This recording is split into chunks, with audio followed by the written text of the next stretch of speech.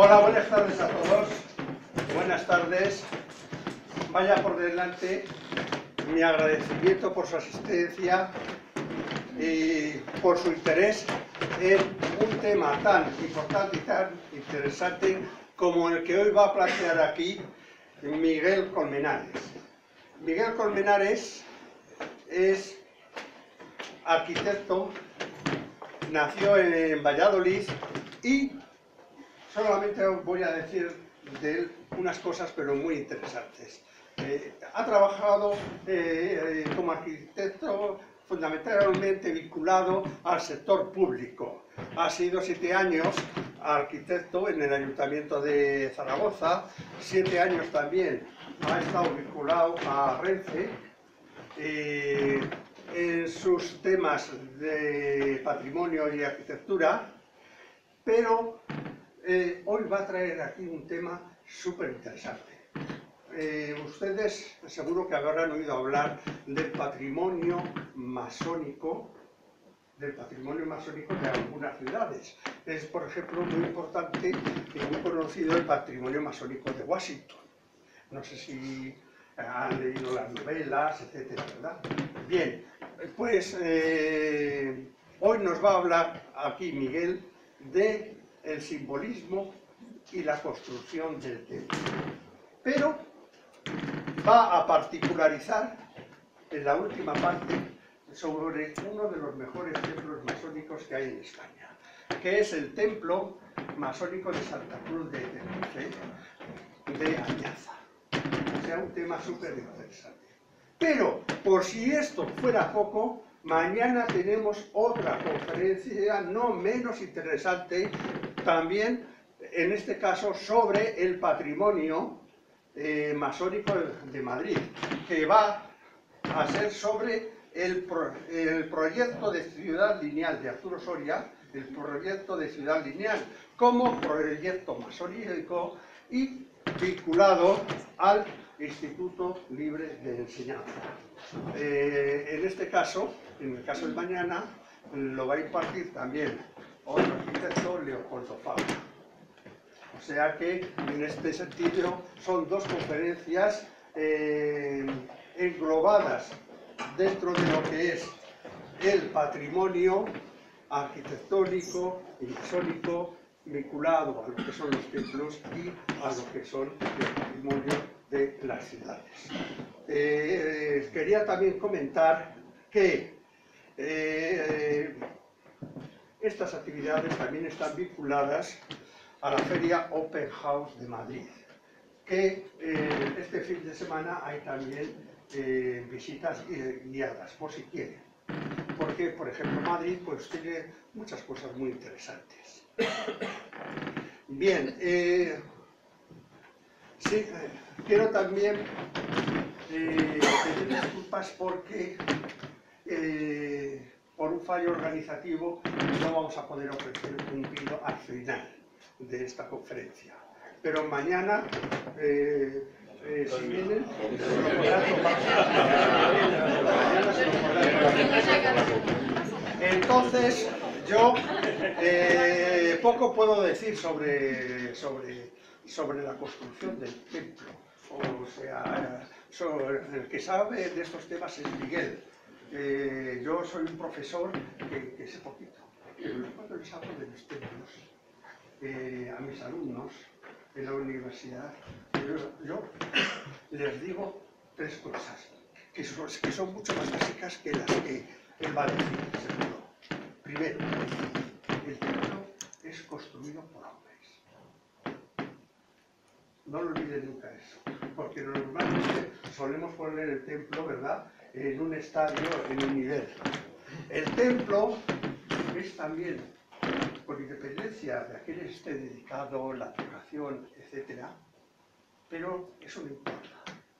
El templo está dedicado y es para los hombres. Y debe servir a los hombres. ¿Por qué? Porque los hombres que van al templo van para algo. Y si van, muchas veces tienen siempre que llevarse algo. Es decir, el templo concebido como un instrumento de modificación del hombre, es una de las herramientas más importantes de la historia. Le dejo entonces un ejemplo. Muchas gracias.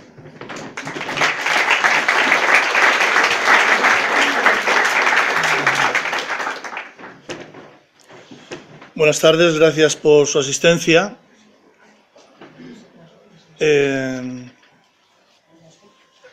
La conferencia charla que voy a compartir con ustedes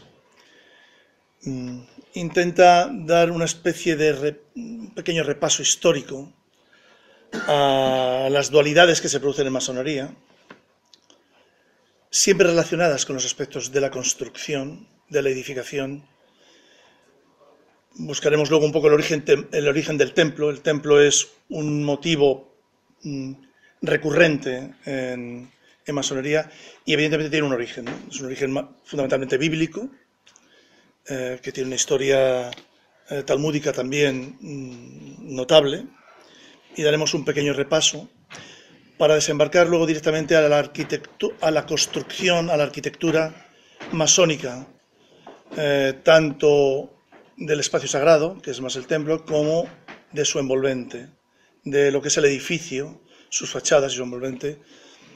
Y como ejemplo de lo que les voy a ir comentando, concluiré la charla con algo que para mí ha sido importante en el último año y medio, y es que nuestro estudio profesional se embarcó en un trabajo, en un concurso público para la rehabilitación del templo de la Logia Añaza en Tenerife, que es desde mi punto de vista, es el templo más bonito que hay en Europa. Es pequeñito, pero como concepto arquitectónico es una verdadera obra de arte. Les comentaré también y concluiré la conferencia hablándoles un poquito del tema ese.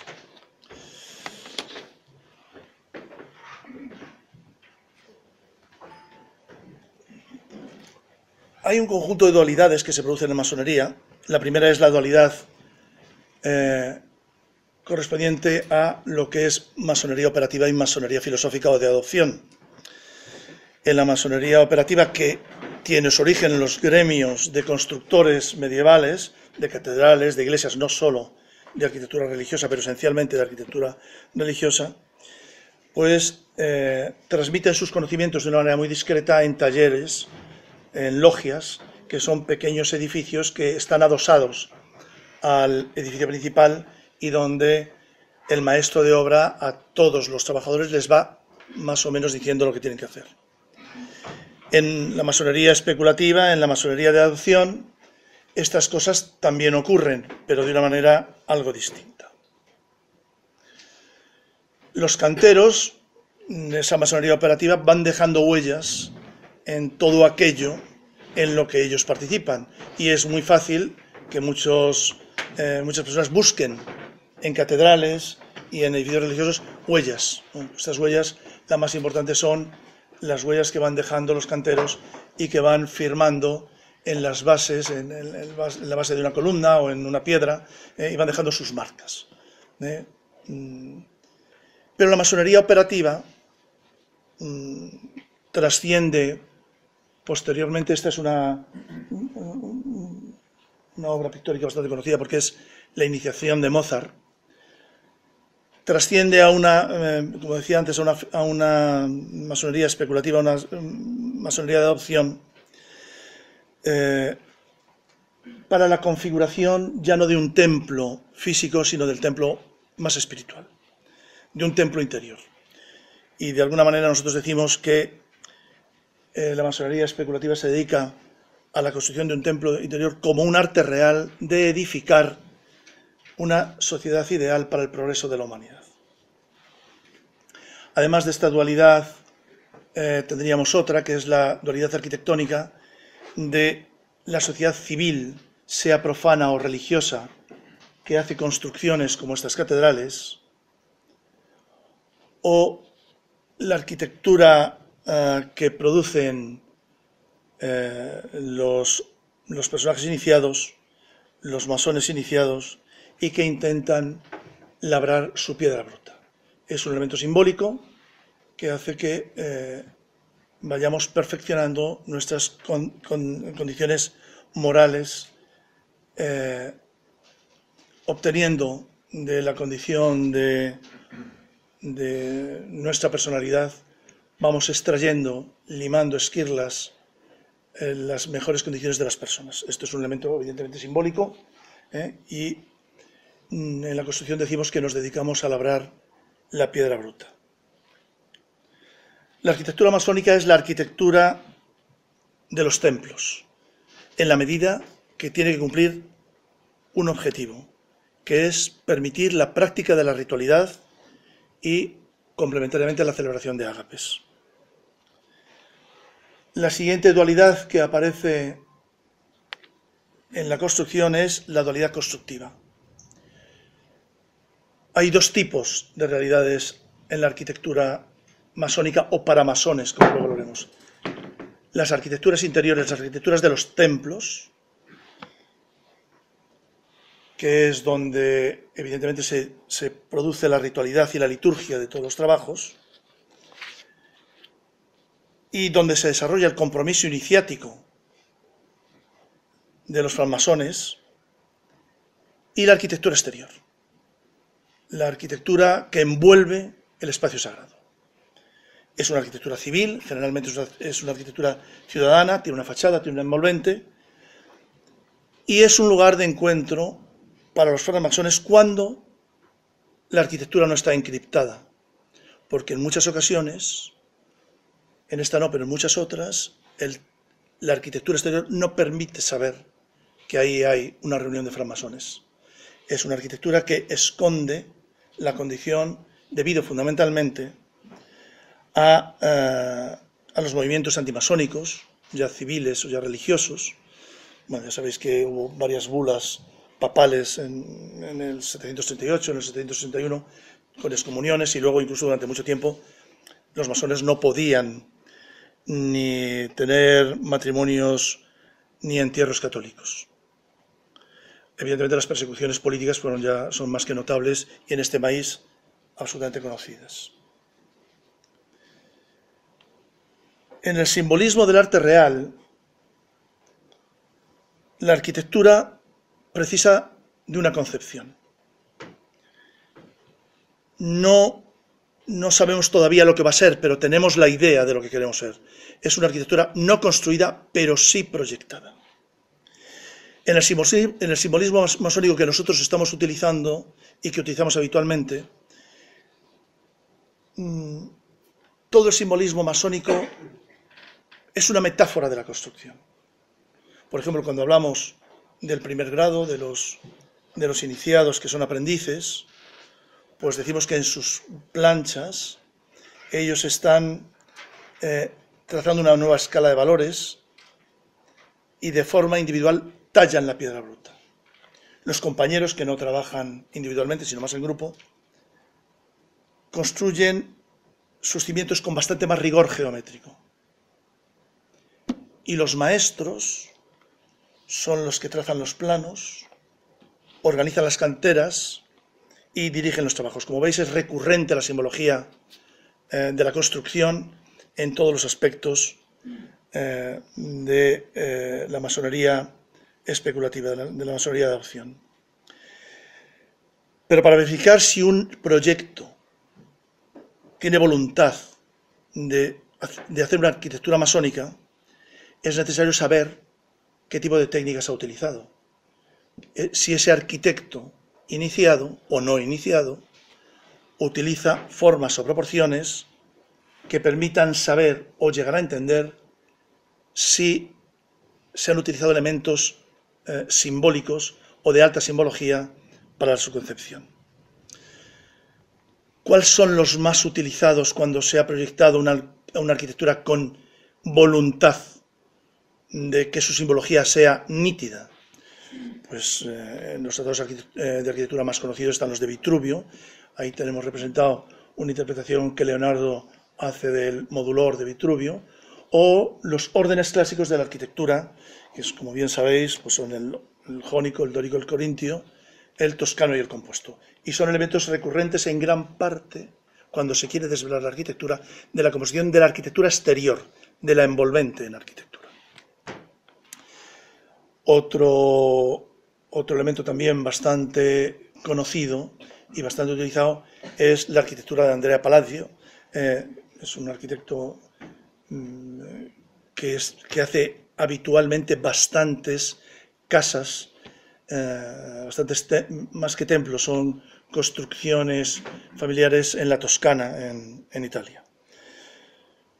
Y todo esto también nos permite saber si el proyectista ha estudiado o ha profundizado en las artes liberales, que es parte de nuestra gramática a la hora de profundizar en los estudios, no solo de arquitectura, pero también de arquitectura.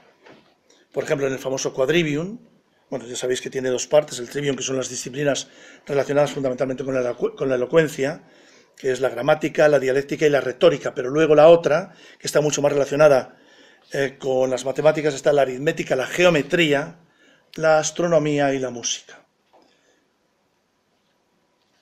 Por eso, también esta es una imagen bastante importante, la geometría, que para nosotros tiene una alta importancia en las composiciones de la arquitectura, pues acudimos mucho a esta imagen de Platón, en donde en el frontispicio de su academia ponía que nadie entre aquí si no es geómetra.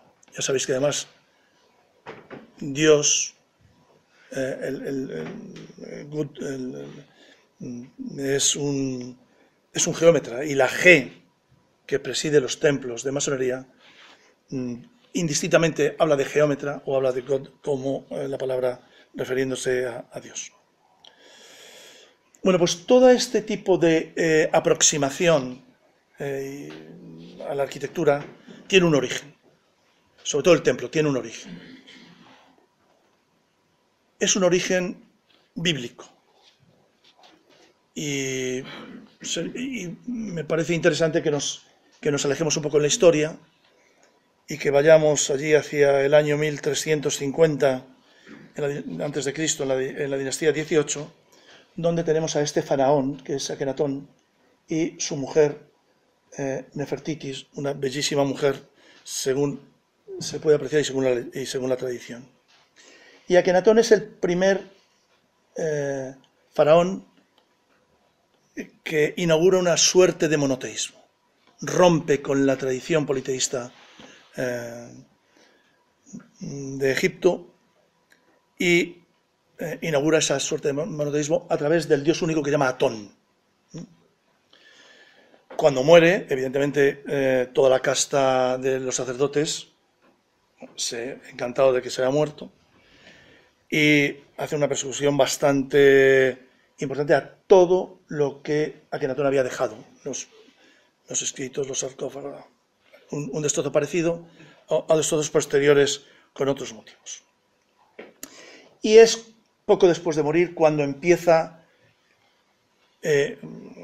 un elemento determinante en la historia de los templos, que es el éxodo del pueblo judío. Moisés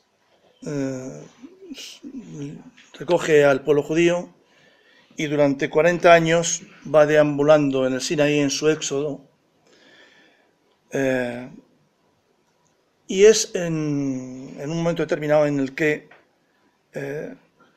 Moisés va a recibir de Yahvé un encargo.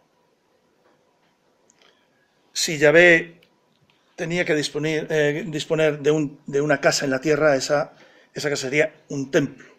Pero resulta que el pueblo judío no tiene territorio. Recorre territorio, pero no tiene un territorio. Y por tanto no pueden construir un templo. No pueden construir un templo físico, porque no tienen dónde. Pero pueden construirlo si es transportable. si pueden construir un templo transportable, construirán el templo. Entonces, Yahvé dicta a Moisés unas instrucciones importantes para construir dos elementos, que son el Arca de la Alianza y el tabernáculo. La descripción física que se hace en la Biblia, tanto de uno como de otro tema, tanto del tabernáculo como del Arca de la Alianza, es tan profusa que en el Éxodo aparecen más de 80 datos numéricos que permiten que ese Arca de la Alianza, de una u otra forma representado por múltiples dibujos entos muy parecidos, porque hay bastante precisión en la descripción del Arca de la Alianza. Tanta precisión como en la construcción del tabernáculo. El profeta Ezequiel da más de 110 datos de cómo se tiene que construir el tabernáculo. Incluso un buen profesor y amigo mío, que además dio aquí una conferencia, Ricardo Arauca, en su libro que se llama Edificios Mágicos, dice que le da la impresión en algunos momentos que está leyendo un manual de IKEA, por la profusión y exactitud de los datos que da.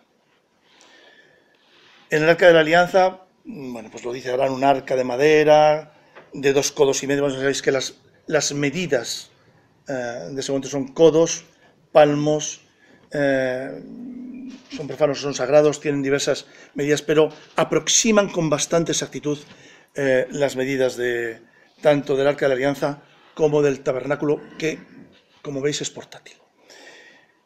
Además, la descripción es muy bonita porque habla de que 10 cortinas de fino lino bordado con hilo púrpura y dibujos de los querubines, cada cortina de 28 codos de longitud, 4 codos de ancho, total, que una detenida lectura por diversos autores producen ejemplos muy parecidos. La planta del tabernáculo, que va a tener al final una longitud aproximadamente de 15 metros por 5 de ancho, va a ser como una muñeca rusa con relación al templo, que el templo va a duplicar directamente sus dimensiones, duplicar en tamaño y por tanto 4 veces en superficie. El templo de Salomón, que es el primero de los templos, sabéis que hubo 3 templos en Jerusalén. El primero es el que Yahvé le encarga al rey David. El rey David, que ya dispone de un territorio estable, ya puede construir el templo. Pero Dios se enfada con él porque hace 2 cosas que no le gustan. Una es que toma como esposa a Betsabé, que es la mujer de Urías, elitita, que le manda a primera línea de combate y evidentemente muere en una lucha con sus enemigos. Y la segunda es que hace un censo de tribus y de extranjeros que al final relaciona y dice que hay 153.600 extranjeros. Este es un tema importante porque luego será recurrente por otro tipo de motivos este número. Y Yahvé castiga a David. Y entonces dice que él no va a hacer el templo y que lo tiene que hacer su hijo. Y lo va a hacer Salomón. Salomón, que es el hijo de Betsabé y David. Salomón, que solo le pide a Yahvé sabiduría, Yahvé le da una propina, le da 700 esposas y 300 concubinas, además del encargo del templo. O sea que en ese caso tuvo un poco más de suerte que su padre. El simbólico edificio es el fundamento de los modos de construir que tradicionalmente se ha utilizado para el oficio de arquitectos. El templo tiene un recinto exterior de 1.500 por 1.500 metros.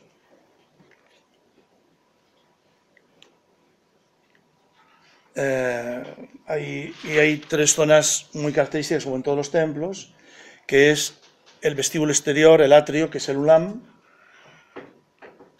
luego la zona santa, que es el Jekal, que es propiamente dicho el patio del templo, y luego el Debir, que es el Sancta Sanctorum, donde se ponía siempre el Arca de la Alianza. En estos templos aparecen cosas, ciertamente, que luego ya vais a ver que se recogen en la arquitectura más tradicional, que son las dos columnas salomónicas en el frente del templo, y con otro tipo de elementos de menor importancia, bueno, una pila, un altar con la menorá. Bien, ese es el templo de Salomón. Posteriormente, el templo de Salomón, cuando llega en el 586, Nabucodonosor lo destruye en una de las invasiones y cautiva al pueblo judío. Cuando el pueblo judío, parte del pueblo judío, vuelve con el rey Tiro y Zorobabel, construyen el segundo templo, y en el 535 Herodes lo vuelve a derribar y construye su templo, que es uno de los más conocidos y se utilizan más como el templo de Salomón. No, es uno de los templos, pero el templo original de Salomón es el que veis ahí, que es una reconstrucción que hacen muchos arquitectos, incluso algunos tan afamados como Le Corbusier, que intentan, a partir de crónicas y de Ezequiel, reconstruir el templo. Y es bastante recurrente en la forma que tiene. Pero el pueblo judío no es un pueblo constructor importante. Más bien, sus experiencias vienen todas de Egipto, porque los grandes constructores están en Egipto. Y de Egipto viene el que realmente ha sido, según la leyenda talmúdica, el constructor del templo de Salomón, que es Irán Habib. Irán Habib, que es un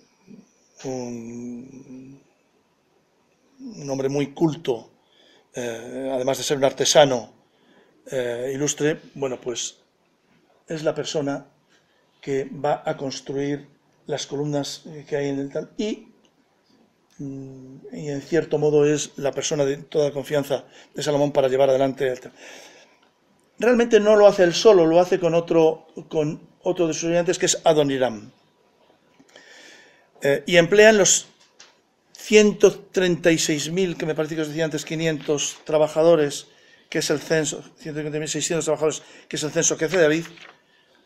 Pues en la leyenda que os digo, en la leyenda talmúdica, Adoniram emplea 80.000 hombres para acarrear las piedras y la madera, 70.000 para labrar y trabajar los materiales, y 3.600 maestros para dirigir las obras. Bueno, entonces, toda esta historia bíblica y toda esta leyenda talmúdica nos lleva en estos momentos ya a dar un salto que no es en el vacío, pero sí ya nos aproxima a nuestra realidad. Porque la masonería especulativa, la masonería de adopción, ya empieza a reunirse, ya empieza a hacer sus templos, aunque en el origen los templos no tienen una formalización como la que nosotros estamos acostumbrados. Las primeras logias se reúnen en tabernas, por ejemplo, ahí tenéis la primera, la del ganso y la parrilla, que es donde la Gran Logia Unida de Inglaterra junta las 4 logias que constituyen la logia que va a ser luego la más importante de las logias y la más trascendente, pero algunas de ellas, como la del Cuenco del Ponche, que inicia sus trabajos en 1760, hoy está viva, hoy es una instalación que existe y ha trascendido a lo largo del tiempo.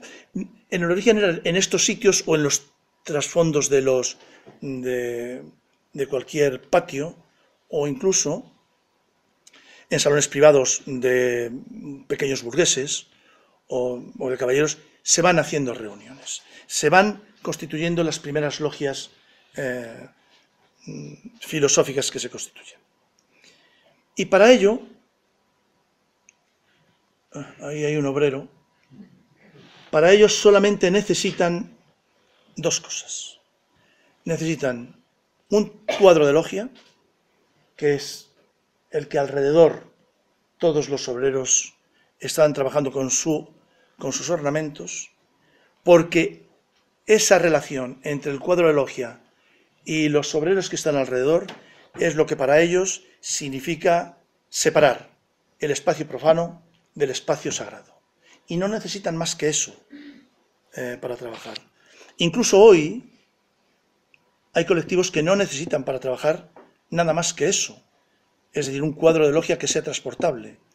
Y nos podemos referir, por ejemplo, a marinos, que pueden ser una logia que esté embarcada, o prisioneros, o como en el campo de concentración de Steenbergen, en Alemania, una logia belga desarrolló sus trabajos durante bastante tiempo. Muchos de ellos murieron luego en los crematorios, pero algunos resistieron y pudieron contar sus experiencias. ¿Por qué? Porque, en definitiva, estos templos son la arquitectura de espíritus y de los corazones abiertos. No necesitas necesariamente el espacio.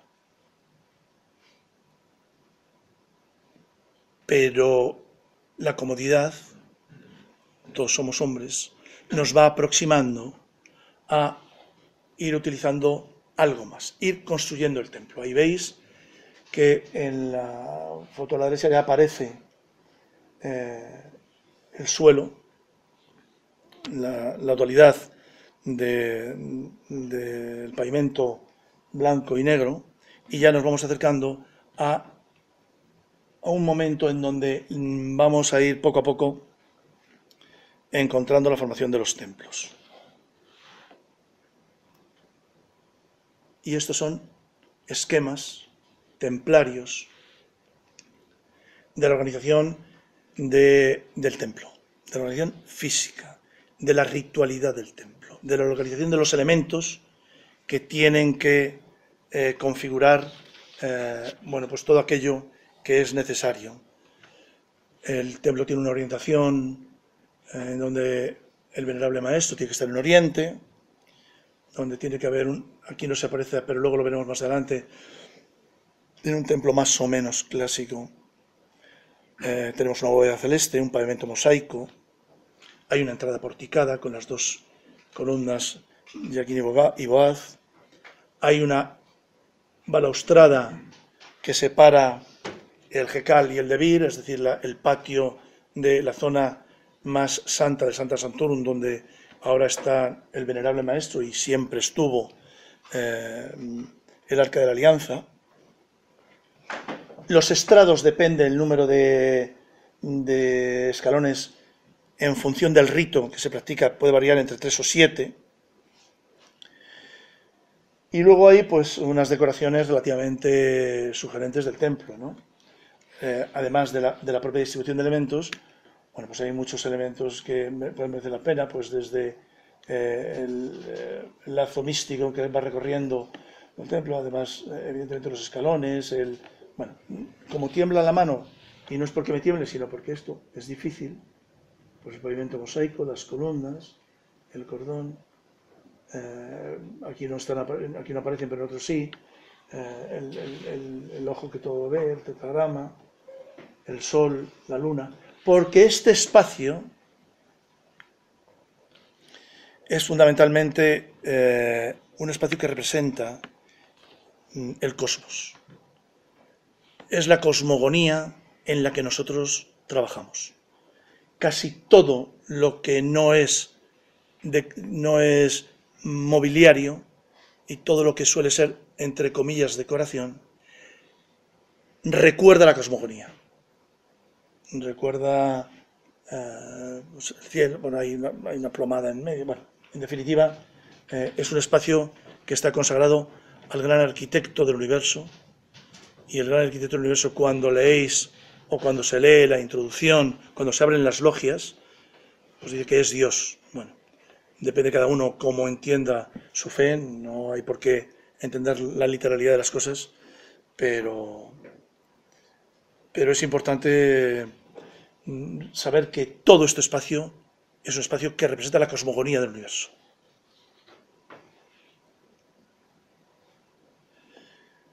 Y hay múltiples formas de entender que el espacio sagrado en el que nos movemos, que son las logias, que son tal, es prácticamente universal. El templo, allá donde vayamos, seremos capaces de reconocer que estamos en un templo masónico. Participa de los mismos elementos. Evidentemente no son idénticos, porque ni la arquitectura que los ha promovido, ni los espacios que muchas veces tenemos que utilizar, como pueden ser pues los que tenemos en estos templos, que son alquilados y por tanto no podemos hacer algo más que lo que hacemos, pero es reconocible universalmente. Esta parte de la arquitectura es un invariante. Y ahí podéis ver pues, el templo de La Habana, en Liverpool, en Madrid o en Lovaina. Todos participan de los mismos valores. Bueno, otro personaje que se cuela. Pero, ¿qué pasa afuera? Si es reconocible la arquitectura interior, ¿es reconocible la arquitectura exterior? ¿Hay un estilo arquitectónico masónico? Podemos, si no nos acercamos excesivamente, ¿podemos reconocer que hay arquitectura masónica en las envolventes? ¿Hay un estilo único? Bueno, pues mi opinión es que no hay un no hay un estilo masónico que dé unidad de criterio, como hemos visto en el templo. Cada arquitecto que proyecta utilizando casi siempre arquitecturas potentes en su simbología, pero que no tienen nada que ver unas con otras. Y damos un repaso, vemos ahí un templo en Costa Rica, vemos el de La Habana, el de Filadelfia, el de Nueva York, Buenos Aires y La Paz, y esto permite pensar y permite ver que en tanto que en nuestro espacio sagrado no vamos a tener nunca equívocos, quitando, bueno, pues la ritualidad, no todos los ritos tienen exactamente los mismos atributos, ni sus oficiales se disponen de la misma manera, pero el mundo exterior es un mundo muy aleatorio, no tiene nada que ver con la uniformidad de criterio que tiene el mundo interior. Yo les decía antes que uno de los temas que a mí me ha interesado en los últimos tiempos fue cuando se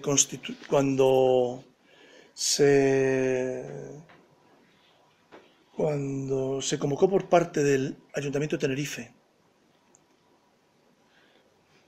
un concurso para... Bueno, hay muchos más ejemplos, pero bueno, vamos a ir resumiendo. Para la reconstrucción de este templo, mejor dicho, la rehabilitación de este templo, que es la logia capitular Añaza 270, nosotros como estudio profesional nos presentamos 6 equipos, 5 eran canarios y nosotros éramos los únicos que éramos de Madrid. No se presentó de ninguna otra parte de España. A mí me parece que es una de las cosas más bonitas en los templos masónicos que hay en España. En España miento. Es el único que hay en España. Todos los demás fueron destrozados en el franquismo. Este es el único templo original que queda del franquismo. Y además me parece uno de los templos más hermosos de toda Europa. Me parece una composición verdaderamente singular, donde mezcla el neoclasicismo y los elementos egipcios o neoegipcios como elemento simbólico que utiliza mucho el proyectista. El proyectista era un arquitecto bastante afamado en Canarias, se llamaba Manuel Cámara, que no era hermano, que no era masón. Esto lo promueve la logia Añaza en 1902, aunque se termina en 1920, porque tienen penurias económicas, y entonces van teniendo problemas y van construyéndola con el tiempo. Pero el constructor, el maestro de obras y el que sucede, porque murió relativamente pronto Cámara, el arquitecto que tal, y el escultor que hace prácticamente todas las esculturas, sí son miembros activos de la logia Añaza, y se nota el cariño que se pone en este tipo de templo. Es un templo que se orienta, que pretende una orientación de acuerdo con la tradición simbólica, que tiene dentro de lo que hoy queda elementos que no somos capaces todavía de desvelar, que no sabemos su símbolo a qué representa. Vean ustedes cómo hay dos tramos de escalera y este concluye en otra que sube a la tercera planta. Y no se puede proseguir, es decir, hay que volver para ir. Sabemos que tuvo un elemento de cierto símbolo. Ya sabéis que los símbolos no son unívocos. Cada símbolo para cada uno de nosotros nos dice algo. Hay algunos que son muy claros, pero desvelar otros es muy difícil. No sabemos qué quisieron hacer los hermanos de la logia Añaza cuando construyeron esto, pero hay cosas que llaman la atención. El valor sincrético de la fachada, como les decía, a mí me parece una de las fachadas más hermosas que hay en la arquitectura, que se complementa con cosas tan obvias como que en este templo hay una cámara de reflexión, y es una cámara que está excavada en el suelo en roca basáltica, y es ciertamente muy singular. Se puede bajar por dos escaleras, bueno, una es de subida y otra es de bajada, se accede a esto, y aquí al final, esta cámara, que es esta, pues ahí es donde se tiene un ratito, a veces un ratito largo, a las personas que quieren iniciarse en masonería para que reflexionen sobre si les apetece seguir después del susto que se van a llevar en su proceso iniciático.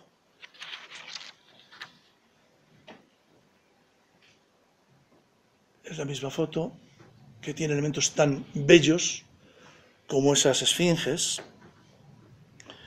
Unas esfinges que ya ven que es una cabeza en un cuerpo de león, una cabeza humana, con unos pechos de mujer, y unos nemes o clav, que son los pañuelos esos que se ponen y que recuerda obviamente de una manera inmediata la arquitectura neoegipcia, o, aquí no se ve muy bien, pero está ahí abajo en la puerta principal, Horus, que es otro elemento simbólico importante.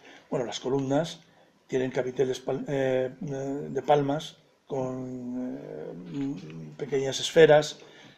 Toda la fachada, si la analizásemos punto a punto, veríamos que tiene un cuidado exquisito y verdaderamente impresionante en todos los elementos simbólicos que van apareciendo. Tanto los pequeños como los grandes, porque ahí, si veis, está el tetragrama del ojo de Dios. Es decir, esta es una arquitectura que no quiere encriptar nada, quiere desvelar desde el primer momento su condición de un templo masónico. Cualquiera que tenga una mínima cultura, obviamente, y ve esto y dice, joder, pues esto es lo que parece. Pues sí, esto lo es.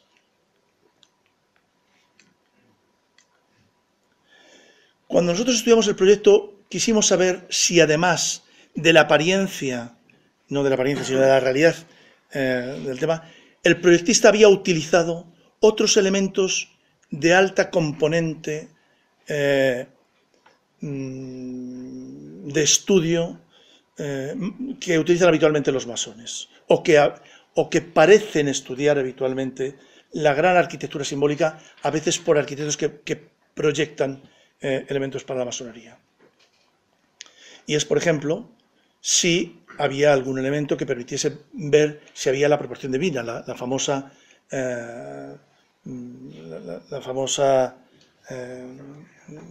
no me acuerdo ahora el nombre, pero ¿perdona? Bueno, es la razón aura, pero sí, pero quien la hace es la... Joder, esperar, Pichol, no, esperar un momentito. ¿Cómo se llama? Ahí está. la serie de Fibonacci. En algún momento las cosas salen, sobre todo cuando tienes ayuda. Entonces queríamos ver si la serie de Fibonacci y esta proporción de la proporción divina, o el número áureo, se correspondía con elementos del edificio. Y encontramos algunas. No sabemos si el proyectista las quiso hacer, pero la belleza de las proporciones del edificio significa que no sabemos si las utilizaron o no, pero estaban. Porque esta geometría produce casi siempre elementos muy precisos y muy bellos de la ordenación de los espacios. Y no solamente de los espacios exteriores, sino de los espacios interiores. Es decir, las proporciones, hemos sido capaces de desvelar algunas. Insisto, no sé si el arquitecto Cámara lo quiso hacer, pero nosotros sí las hemos encontrado. Y hemos considerado que la geometría sagrada era una geometría que merecía la pena ser analizada. Bueno, pues nosotros creemos haber encontrado parte de esa geometría, pero no siempre las cosas terminan bien y no siempre el patrimonio arquitectónico de este país termina bien, porque o la desidia o el abandono o la incapacidad de administrativamente que un ayuntamiento lleve a buen término la restauración del edificio más importante que tenemos de arquitectura en este país y uno de los ejemplos más bellos de arquitectura templaria en el mundo, pues el fin de semana uno de los compañeros míos canarios nos envía esta portada de prensa: suspendida la dedicación del templo canario. Y por tanto sigue estando con el deterioro que lleva en los últimos 40 años. No miento. Este edificio fue utilizado por el ejército, fue expropiado en el 36, se convirtió en farmacia militar, se hicieron algunas alteraciones que de todas maneras no demuestran que el ejército en ese momento hiciese cosas especialmente virulentas, pero por ejemplo abrió esta puerta que tenía una composición igual que esta para meter elementos, porque aquí dentro estaba el almacén de la farmacia. Bueno, por dentro está muy deteriorado, pero he de agradecer que lo mismo que el deterioro fue brutal, o el destrozo fue brutal en estas cosas, el ejército mantuvo este edificio en sus características actuales, que ya está muy deteriorado, requiere una rehabilitación importante, pero se puede hacer. No tiene un nivel de deterioro como para que este edificio no encuentre el esplendor y la belleza que tuvo en su origen. Y yo no les doy más la lata. Espero haber transmitido un poco mis inquietudes y lo poco que yo sé de esto, y no sé si hay ahora un ratito de charla o lo que queráis. Pues muchas gracias.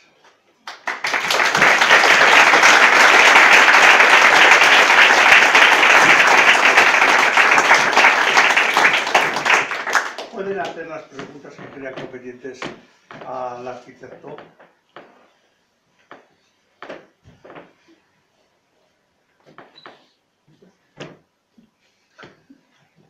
Allí. Sí, por favor. Yo no sé por qué he leído en varios lugares yo interpreto posiblemente como un error de transcripción. ¿Cuál, perdón? Es que no... ¿El? Un error de transcripción, porque lo he leído en varios lugares, tal como usted lo dice, que el lugar, digamos, este lugar del templo, lo llaman Ejal. Jekal, sí. ¿No? Sí, usted lo nombró como Jekal. Jekal, sí, bueno, es que es una traducción. Un error Jekal, lo llaman de las dos maneras, sí. Lo llaman Ejal. Y creo que hay una confusión, porque esto realmente sería el Cajal, que es otra cosa, porque el Ejal es donde estaba el arca, donde está actualmente la Torá. Ya. Ese es el Cajal. Y el resto del lugar es el Cajal, que es público. Quiere decir público. El templo, sí. Es Y probablemente el templo, sí. el Ejal, que es lo que al revés llaman Bir, y Bir no me atrevo a meterme. He pedido que me informen porque tengo una hija que está en este momento en unos estudios en Jerusalén. Porque yo creo que Bir es una palabra posiblemente aramea, no hebrea. Pero esa confusión, que incluso se lee en algunos rituales, es como el nombre de la columna y que le asignan la traducción a fuerza, ¿no? Yo no encontré en ningún lugar el significado de fuerza al nombre de la columna, ¿no? A la de la izquierda. Quizá tenga usted toda la razón, pero yo creo que como no tengo cultura suficiente como para precisar lo que usted dice, yo lo que haría es quedarme con las palabras más normales, que son las del español, las del castellano. La parte exterior la seguiríamos llamando atrio, que es la zona de pasos perdidos.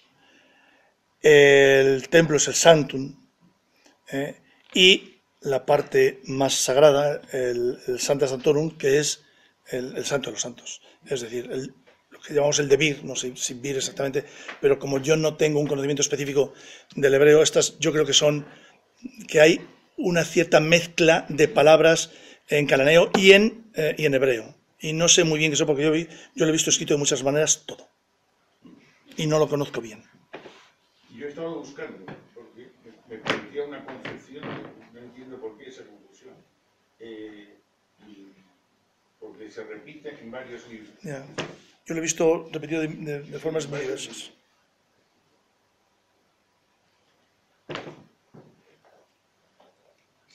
Yo quería preguntarle, cuando ha puesto las imágenes de Inglaterra, si el teatro famoso de Shakespeare responde también a este tipo de construcciones, si usted puede orientarme en ese sentido. El teatro interior, el de Shakespeare, Sí, sabe que tiene una geometría y que es bastante famoso. Quería saber si está también vinculada a las construcciones de aquella época, si están vinculadas a este tipo de posterior o... Yo estoy seguro que alguien en la sala lo contestará mejor que yo. Yo si quieres te lo cuento. ¿Ves? Ya sabía yo que habría alguien que me saldría Sí, es un Globe Theatre, ¿no? Que está en el río, ¿no? Bueno, es una reconstrucción inventada. No es un teatro original, se hace en los años creo que 80, o 90. Yo me acuerdo de haber visto las obras, yo he ido varias veces en mi vida a Londres. Y entonces es un invento que se hace, eso los ingleses lo hacen de maravilla. Los ingleses inventan sus tradiciones con una alegría que a mí no podíamos tener esa imaginación en este país, para inventar a veces las nuestras. Y entonces lo que hicieron fue un estudio tipológico de los teatros del siglo XVI-XVII y reconstruyeron el teatro.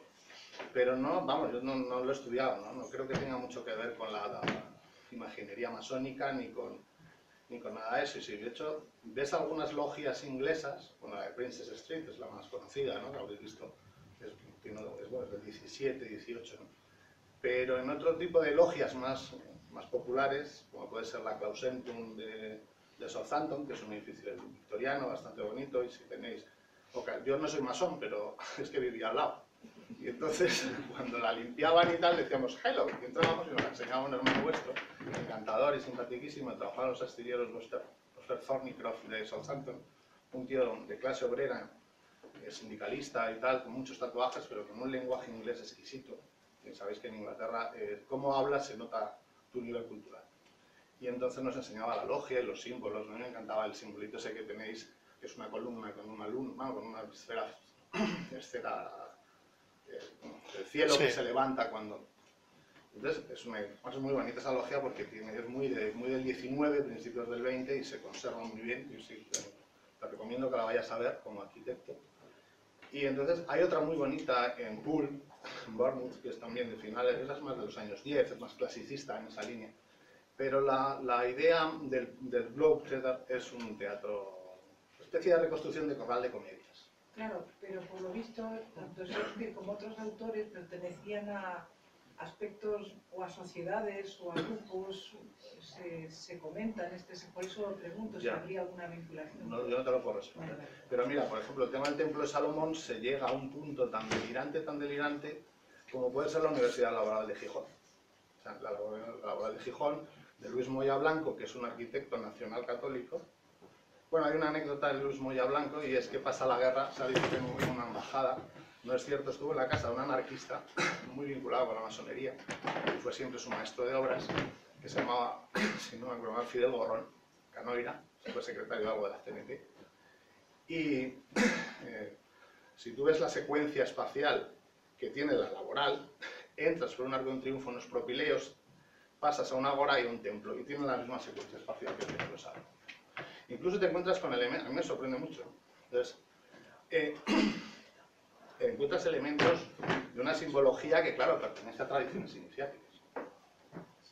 Y llega al punto delirante, si vais alguna vez a verlo, porque es un sitio muy, me divierte mucho, y ya termino esto, porque estoy viendo una conferencia paralela, y acabo.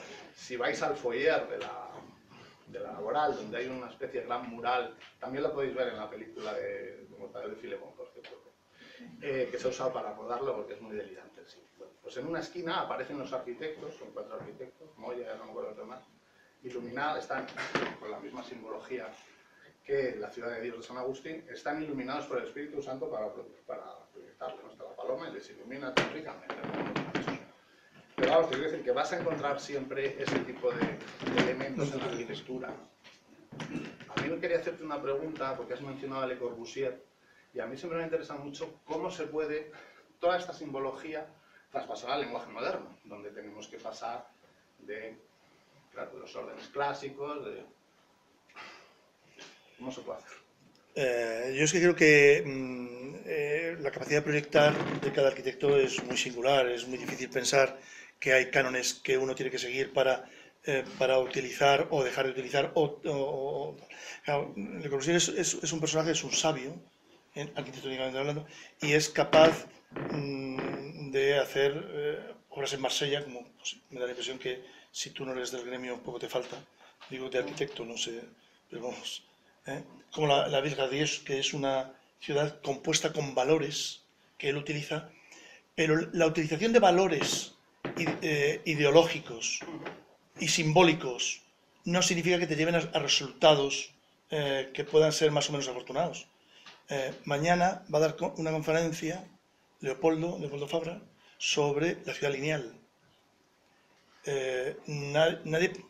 Yo no había oído a nadie hablar sobre la ciudad lineal de un ilustre masón, un sabio, que era Arturo Soria, y cómo los fundamentos ideológicos y sus conocimientos los lleva en un discurso directo a una forma de ciudad. Hay gente que tiene capacidades proyectuales tan importantes como para que fundamentos de valores, la libertad, la igualdad, no sé qué, los lleve a una ciudad para hacer una ciudad más igual, no sé qué. Y yo creo que Le Corbusier, que era un personaje muy contradictorio, incluso hubo momentos, en etapas al final de la Segunda Guerra Mundial, en donde tuvo que irse porque había sido colaboracionista. Parece mentira, con la represión tan brutal que el nazismo ejerció hacia los masones, no está claro que él se iniciase, pero tiene tantos textos que hace referencias simbólicas que parece que tuvo que ser iniciado. Pero claro, nada nos conduce a pensar que la utilización de determinados elementos te lleve a un determinado tipo de arquitectura u otra.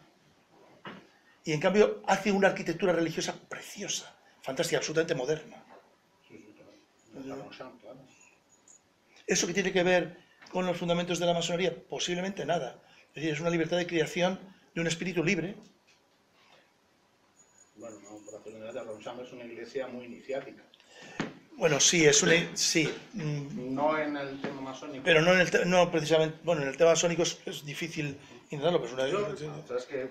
Había por ahí también otro Sí, caballero. Está muy interesante, ¿no? No, Le Corbusier tiene contacto, como su hizo del Jura, con los restos que quedan entre los anarquistas de la fraternidad de Dios. Ahí es donde parece que él incluso pudo haberse iniciado. Él tiene contactos con el libre espíritu, con lo que queda del libre espíritu que ha ido quedando por ahí suelto, que es una corriente herética del cristianismo que tiene más de 1000 años, bueno, 1000 años anterior. Bien, más preguntas, por favor. Sí. Es muy cortita.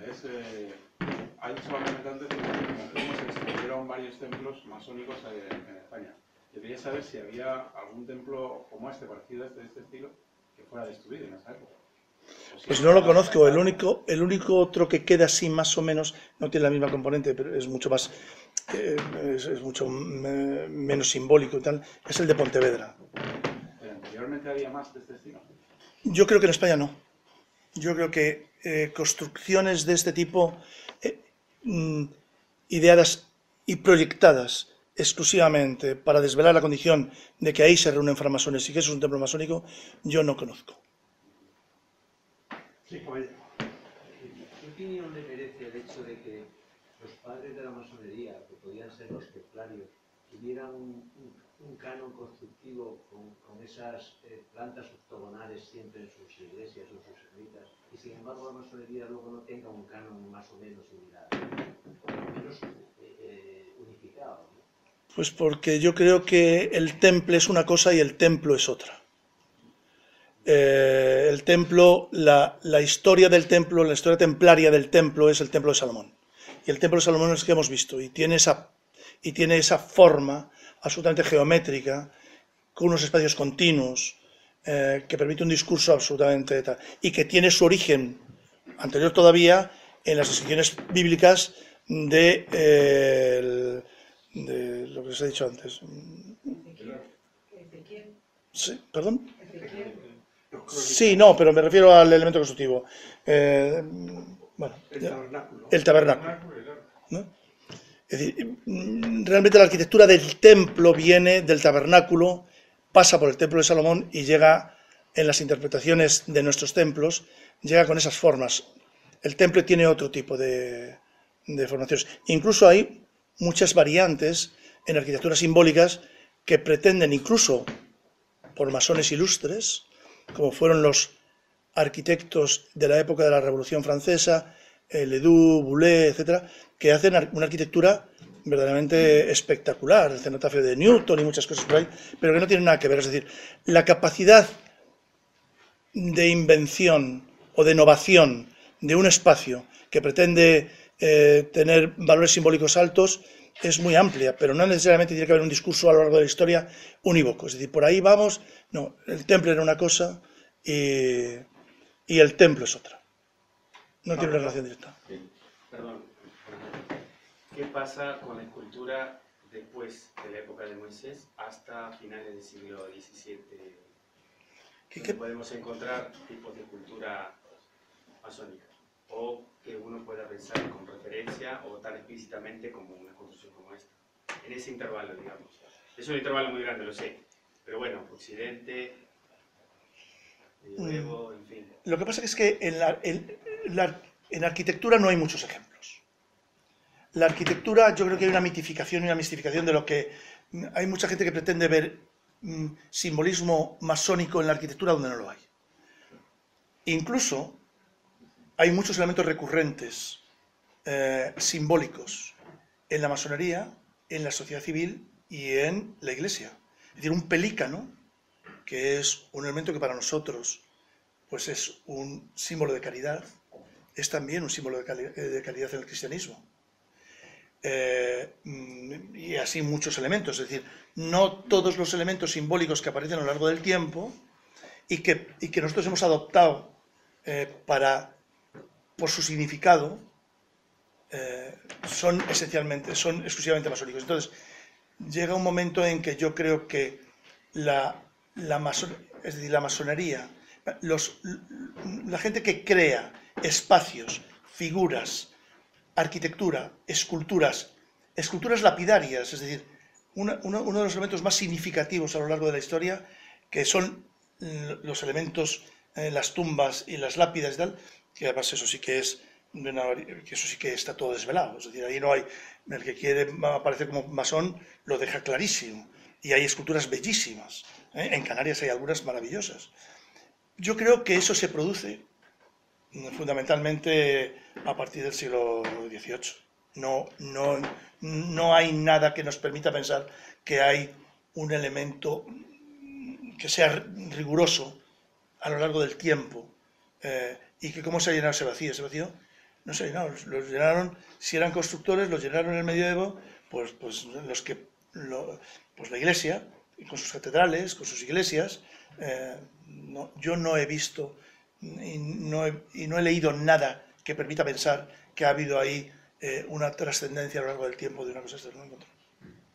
Sí, caballero. Sí. A raíz de esta pregunta, me surge a mí, por ejemplo, Madrid. Veo muchas fachadas con la simbología de Hermes. Creo que está asociado con la herméutica y creo que es un símbolo también de la masonería. ¿Se podría decir que todos los edificios que hay una representación de Hermes o del báculo, cualquier símbolo se puede decir que el arquitecto que hay detrás, como Antonio Palacios, puede ser masón? No. No, ¿verdad? No. Es decir, hay arquitectura simbólica muy importante, por ejemplo.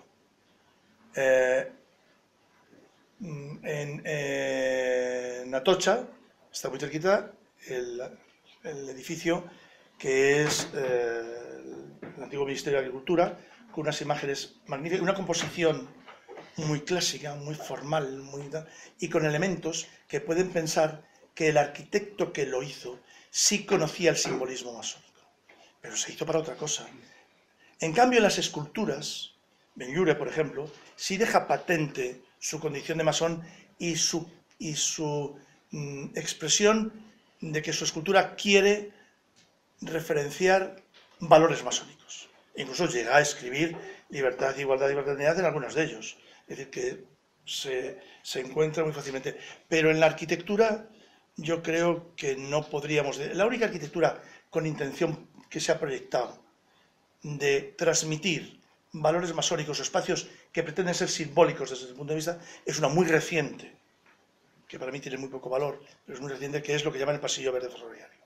El Pasillo Verde han aparecido ahí, fue un proyecto único de un arquitecto masón que tuvo ese encargo y hizo un discurso urbano de escalinatas, de columnas, y no sé qué, hasta que llegas a un determinado espacio y pretende ser en una determinada orientación una visión hacia el poniente.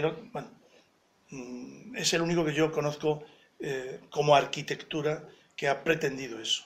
Los demás yo creo que es que hay arquitectos que tienen muchos valores y muchos valores arquitectónicos en el sentido de utilizar arquitectura simbólica muy potente o símbolos muy potentes, pero no necesariamente los símbolos tienen que ser elementos que quieran ser un elemento que diga lo he hecho yo que soy masón o esto es para una institución masónica o similar. No lo hay. Yo no lo conozco. Bien. Buenas noches. Una consulta. Especificaron en Ezequiel, especificaban la cantidad de columnas que tenía que tener el templo de Rey Salomón, ¿verdad? 2, las que hay. Frontales. Sí. La orientación era como cualquier templo masón. La orientación, en principio, de la orientación sí se habla. Norte, y tiene, sur. No, este-oeste. Es decir, el Debir, la zona más sagrada, tiene que estar en oriente. De tal manera que la luz, cuando te entre, puedas tener iluminado ese espacio. Perfecto. Interior no tenía 12 columnas, 6 y 6 de cada lado. Bueno, eso lo tienen los templos masónicos, pero no necesariamente yo no lo sé, el templo aquel no tenía columnas. Es decir, el espacio que se configura en el templo de Salomón es un espacio que tiene 2 alas de 3 pisos, en donde los muros se van retranqueando para soportar el apoyo de los forjados, y ahí no hay, ahí no hay constructivamente columnas. Las columnas de Salomón son meramente decorativas, no sustentan el edificio.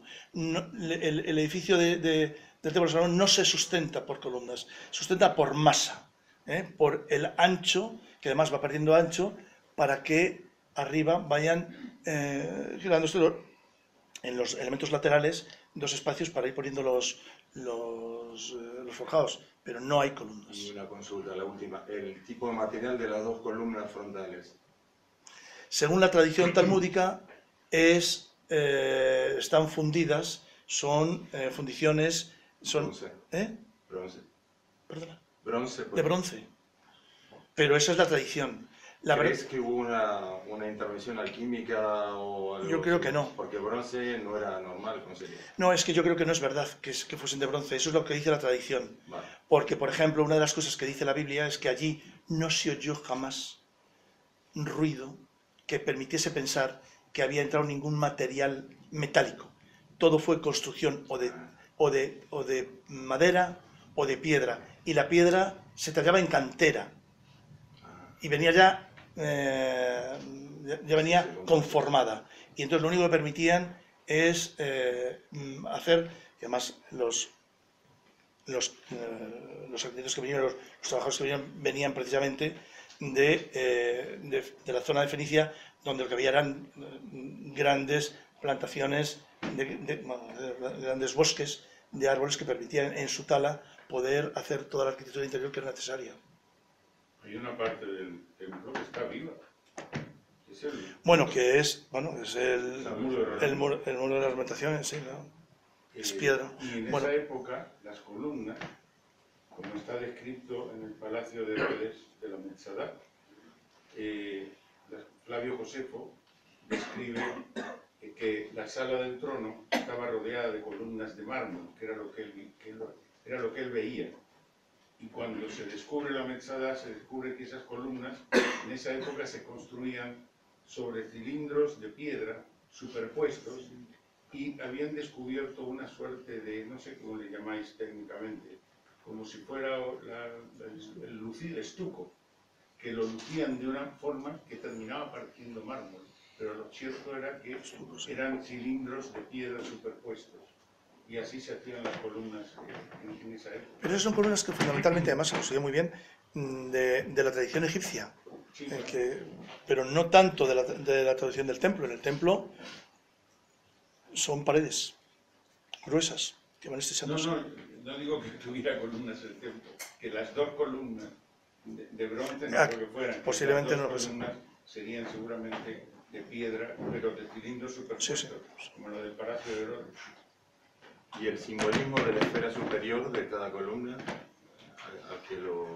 Pero ya es un simbolismo moderno, absolutamente contemporáneo. No tiene nada que ver con es parte de la ritualidad, y determinados ritos masónicos requieren que encima de las columnas pueda haber desde granadas o columnas que se utilizan habitualmente en la ritualidad, pues que se abaten, y una tiene el sol, el otro la luna. Son esferas que representan en determinados momentos, pero ya son elementos muy rituales, muy del ritual masónico de lo que puede ser la representación que hacemos, pero no tiene nada que ver con el cerebro. Bueno, pues muchas gracias, Miguel. A vosotros. Muchas gracias.